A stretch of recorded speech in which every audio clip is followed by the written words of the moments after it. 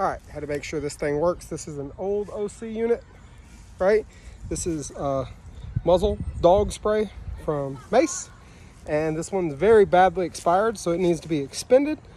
So we discussed some of the merits of OC spray the other day, and this one actually expired 9 years ago.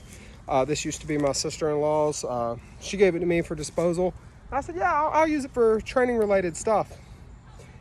Just now getting around to it, and I figured doing this on video, probably about the best time for it. Now, as of right now, I'm about 5 feet or so away from that paper plate. I wrote my Wi-Fi password down on it. Wi-Fi password since changed. So, yeah, had to throw that away anyway. You don't want to throw a live OC unit in the trash because the people that don't won't like it if they compact it. Most of your OC sprays nowadays are going to have either a flip top like this or some form of twist dispenser on it. There's video on my TikTok of me deploying the ASP Defender like I usually carry. So I figured we're going ahead and deal with this right here. So with OC, a couple things you need to think about. Another reason I'm doing this right now is I got a pretty good thunderstorm coming in, so it'll wash all this shit out of my yard. But right now I'm kind of gauging the wind, and I'm looking at my grandma's flag. It is blowing from this direction and headed that way. Now, anytime you're going to deploy OC spray, you want to be cognizant of the wind, because if this stuff blows back and hits you in the face, it doesn't really care that it blew back and you weren't the intended target. This is an equal opportunity face igniter, okay? OC doesn't care. When it gets on you, the chemical just reacts. So be cognizant of the wind. Now, as far as aiming OC, it depends on the type of unit you're using. Me personally, I will use the top knuckle of my thumb, whether I'm using a twist top or a flip top. I will use the top knuckle of my thumb. It's like a front sight almost. So you want to target the face. So I'm looking at kind of this area right in here, right? Kind of like eyes, nose area. And I know I'm off frame, but I'm gonna get a good coverage on the eyes and nose area. Okay. So, spicy air. All right, OC is not a fun thing to get hit with. All right, this one, as you can see, does have a little belt clip on there, right? So you could get your hand on it as you go. All right, I got a pretty big hand, but you could very easily keep it covered like so if you needed to, or put it in a coat pocket, go ahead and have your hand on it, maybe thumb poised on the twist or flip top. So this person aggresses you, you come out and you give them a good dose, okay? Now, there is a theory on how much do you spray. Typically, you're going to be recommended to spray between a half and 1 second. As you can see, this is the stream delivery. All right. For me, I'm going to spray until I cover the area that I want to cover, whether that be a quarter of a second or the whole can. What I'm trying to do is, I don't know if you noticed, but I'm wobbling this thing. I'm going back and forth. All right. And the purpose for that is I'm trying to paint above the eyes, across the eyes, and across the nose. All right, like so. Right, the threat comes out. Maybe I give them a verbal command to get back, and I spray them until I get the coverage that I want. Okay, and this thing's about dry.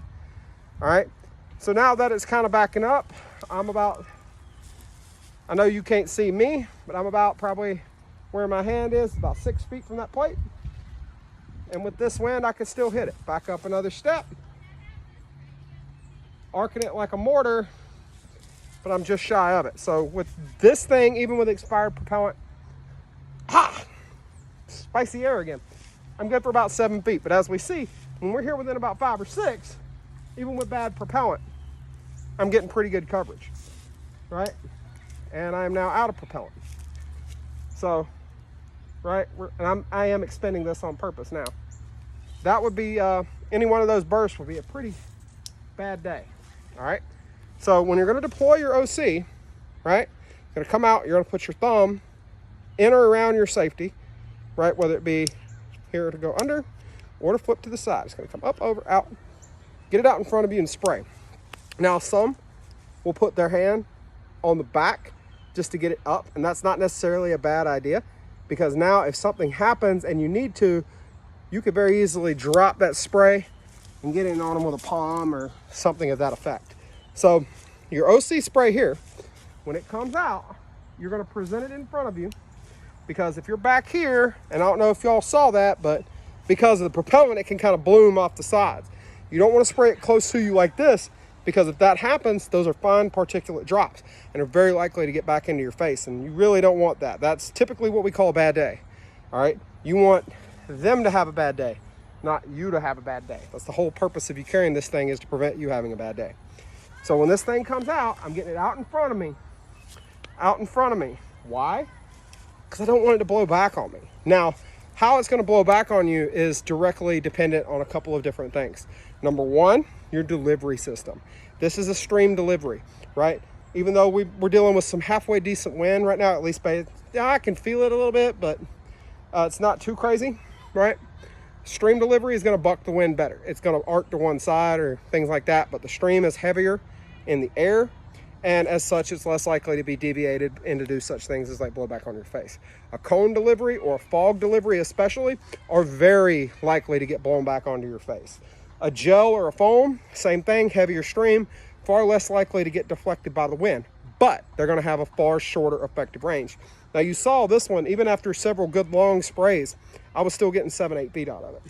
All right, if this had valid propellant that wasn't expired by almost a decade, I could probably reach out quite a bit further, out to about 10 feet or so. Once you get past 10 feet, it's more of a matter of luck, right, than anything with OC. But typically 6 to 8 feet is pretty good. And that's one of those things, yeah, I mean, I'm an empty hand combatives guy, far more so than anything else. One of those things, I got started in the martial arts 30 years ago and change. So I've been doing that for a very long time. I can hold my own with the empty hand, but I don't have any part of my body that can hit you at 6 to 8 feet away from my body. My leg's not that long. My arm's certainly not that long. Hell, I'm only 6'3", right? So this allows me to reach 6 to 8 feet away. And more importantly, it allows me to keep applying power, for lack of better words here, while I'm moving in angles where I might not otherwise have good striking targets, right? There are striking targets pretty much all over the body, but the ones that aren't like dead center kind of area within a few inches of the center line are not as easy to hit unless you're like straight on or straight to the rear of that person. So when you're kind of in those oblique areas, some of those can be hard to hit, and very few of them can be hit at the ranges you can hit someone with OC. Now, since I don't mind expending this, a couple other deployment things that you can deal with. If you have somebody following you, now I wouldn't suggest doing this with a stream delivery such as this, but with a cone or a fog, you can very easily hold that device behind you, assuming it's a 360-degree can. And as you walk, right, I can hear it trying to spray. This isn't a 360-degree can, which a lot of these more budget price kind of cans are not. Hold it, middle finger on the bottom, thumb on the switch, like so, okay? And I'm actually completely out of spray in here.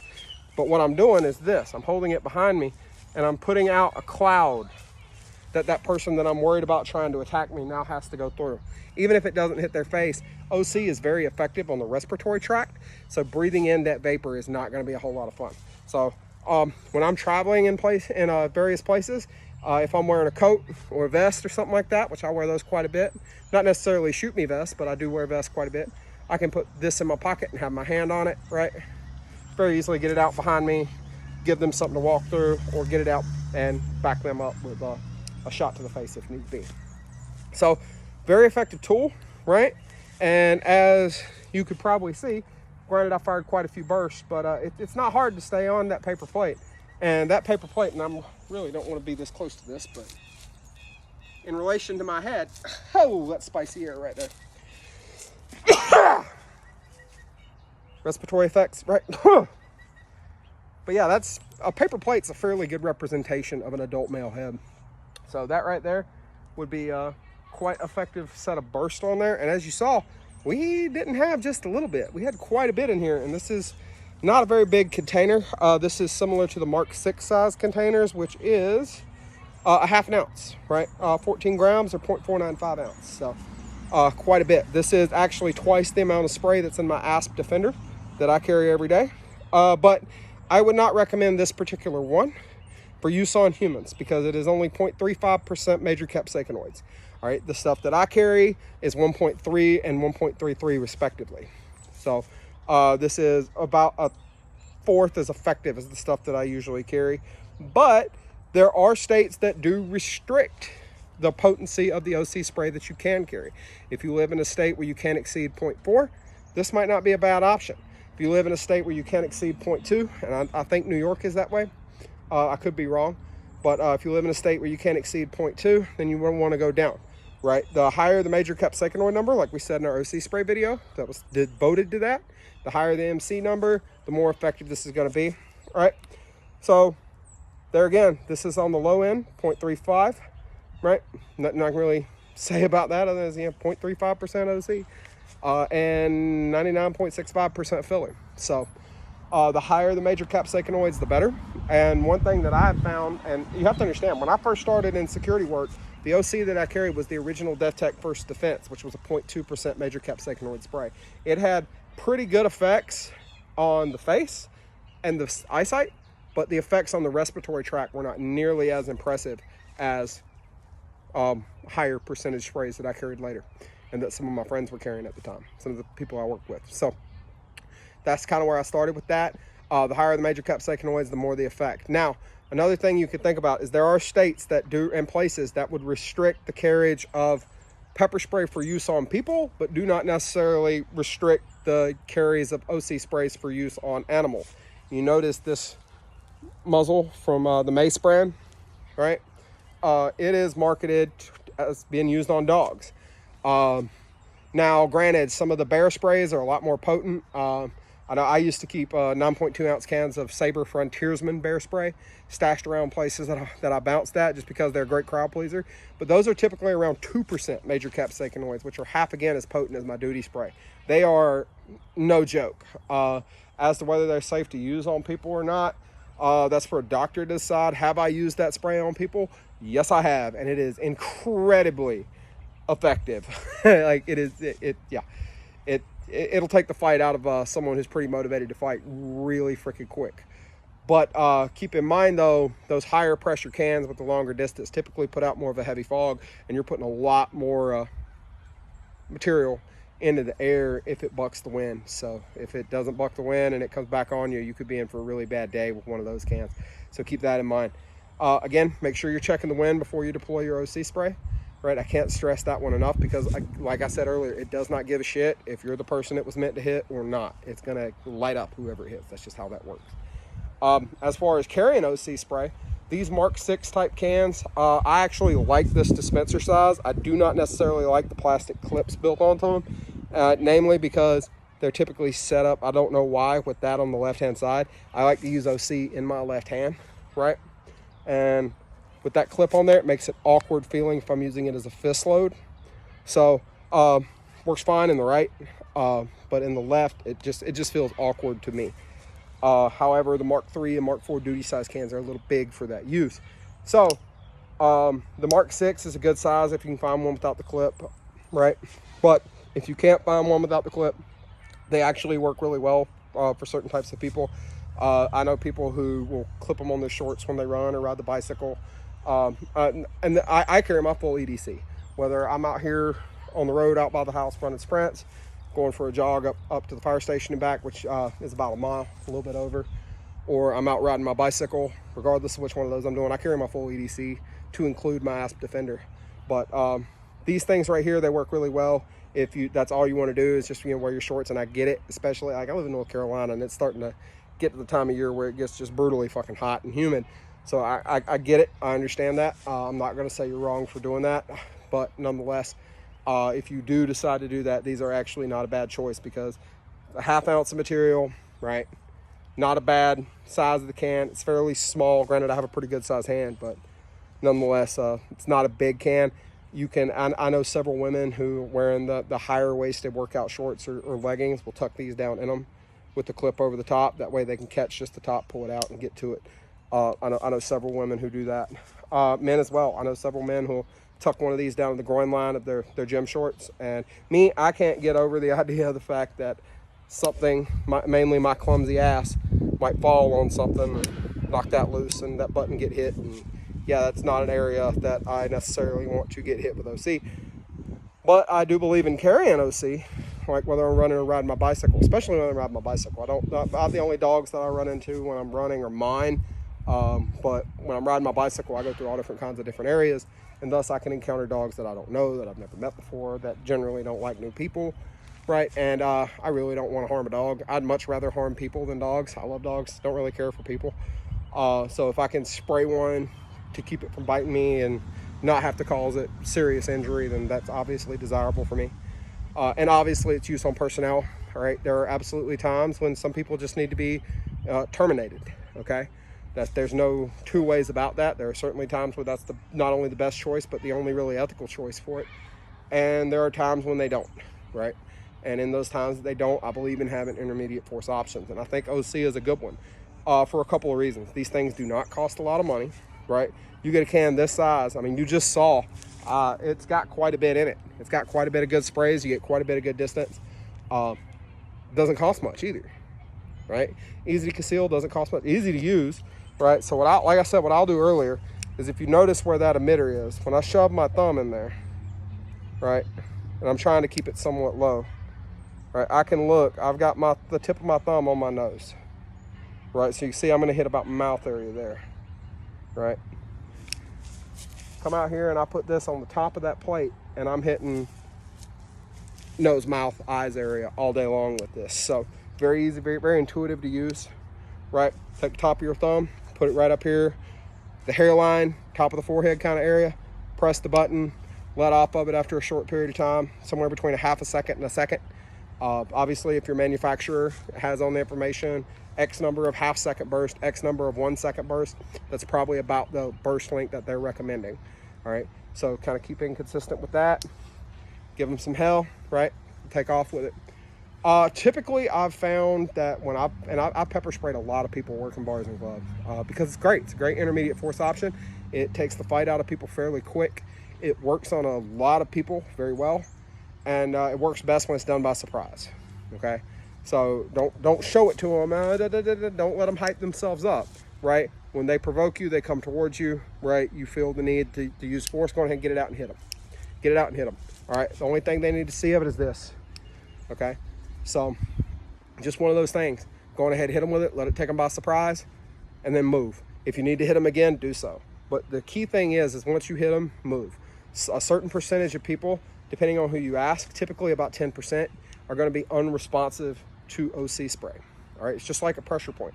Some people are going to respond to it one way, some people are going to respond to it a different way.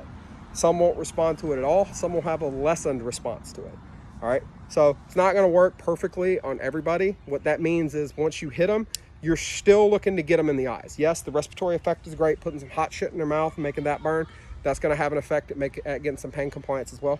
But when you go ahead and get that OC spray in their eyes, even if the actual capsaicin itself, the oleoresin capsicum, even if the active ingredient doesn't affect them, right, what you're still doing is you're basically putting Wesson oil in their eyes and making it hard for them to see.